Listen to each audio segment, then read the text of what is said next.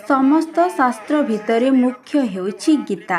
गीता पाठ द्वारा सबुठारु अधिक मानसिक शांति मिलि एही क्रम बौद्ध जिला ब्लॉकर आईलापाली अंतर्गत दंतापाली ग्राम एक गीता ज्ञान यज्ञ और विष्णु सहस्र नाम पाठ उत्सव अनुष्ठित होइथिला। एही कार्यक्रम इंजीनियर प्रभास कुमार रथ और तांको धर्मपत्नी कर्ता और कर्ती भाव में जोग देइथिले।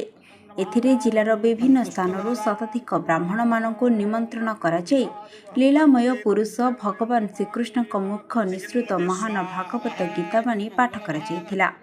नीतिकांति अनुसार पूजन और विश्व शांति होम यज्ञ होइथिला। या सहित विष्णु सहस्र नाम और हनुमान चालीसा पाठ कराଯାଇथिला। शेषरे श्रोता मानकु सामूहिक आशीर्वाद प्रदान कराଯାଇथिला।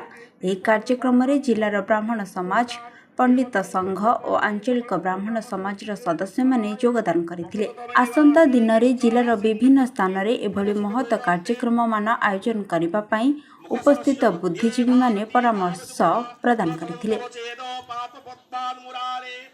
बौद्धरू जयानंद मिश्रଙ୍କ रिपोर्ट खबर ओडिशा।